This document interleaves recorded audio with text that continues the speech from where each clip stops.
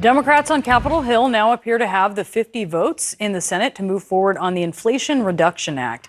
Details of that bill were agreed upon by Senators Chuck Schumer and Joe Manchin last week, but that deal needed a few last-minute tweaks before Senator Kyrsten Sinema of Arizona would agree to sign off. Well, she put out a statement last night that said, "We've agreed to remove the carried interest tax provision, protect advanced manufacturing, and boost our clean energy economy in the Senate's budget reconciliation legislation.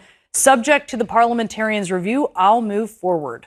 Joining us now, Independent Senator Angus King of Maine. He serves on the Intelligence and the Armed Services Committees.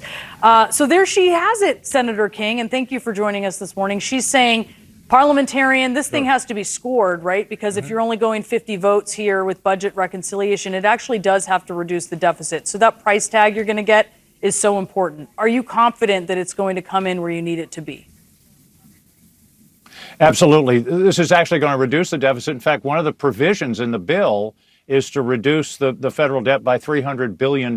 So that was one of the things that Joe Manchin and I and others insisted be part of the bill. So, yeah, I don't think there's going to be any problem on the numbers side. There's some sort of in-the-weeds issues about what you can do in a reconciliation bill in terms of policy, and that's what the parliamentarian is working through this week. But that was a big deal last night that we now appear to have a final deal that you're going to have 50 votes for. You feeling confident about the Senate parliamentarian? Yeah, I think so. I mean, again, it's a complex process, and I can't say that every single provision in the bill is going to pass that muster. Interestingly, the process is called the Byrd bath. And it goes back to Senator Robert Byrd, who sort of invented this process. And you've got to go through this process with the parliamentarian to determine that you're really doing essentially financial changes rather than straight up policy changes. But I think it looks good. I mean, this is the same process, for example, that the Republicans used 5 years ago for the massive tax cuts for corporations. So I think it's going to clear those hurdles. Do you think this will help Democrats in the midterm elections upcoming?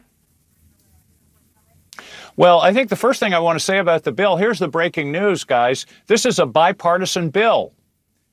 It's bipartisan everywhere but in the U.S. Capitol.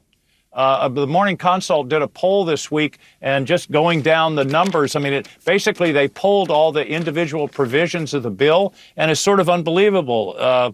Limiting annual pocket drug costs for seniors to $2,000. 72% favor, 11% against.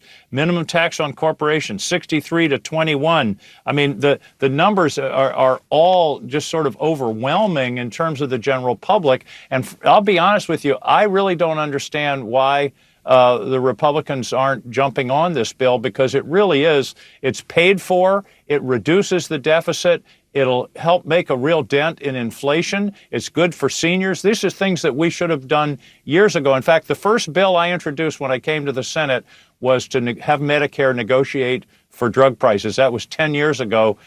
So I'm really glad that that's in the bill. I think it's a big deal. So, Senator King, I mean, but that Republican opposition, whether it's by reflex or it's simply tradition, is very pronounced. And your colleague, Senator Lindsey Graham, sent out a tweet storm last night, essentially threatening Democrats, saying a word of advice to those who support this reconciliation deal. If you expect the CR to deliver political payoff with 60 votes, you might want to rethink. If there's something you want in the deal that can't be achieved in reconciliation, if I were you, I'd get it up front. Stay tuned. Now, that's a threat, albeit from a guy who has championed reconciliation for Republican priorities in the past.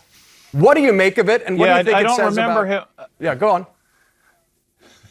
Well, I was going to say, I don't remember him saying anything like that when they were massively rewriting the tax code and giving a huge break to the wealthiest Americans and corporations. So in any case, no, I mean, I think this is a winner. And that's not my concern, John. I'm not playing one side or the other here in terms of politics. I just think this is something the American people want. It's going to have an immediate impact. It's going to have a long-term impact on everything from energy prices to drug prices to negotiating drugs for seniors to having billion-dollar profit corporations pay their fair share. Now, I say fair share. Hell, I'll settle for any share. Right now, they're paying zero. There are about 150 companies paying zero.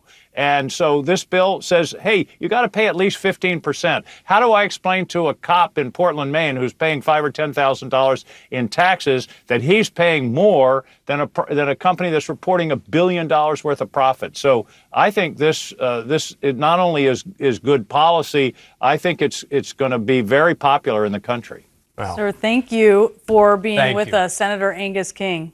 All right. But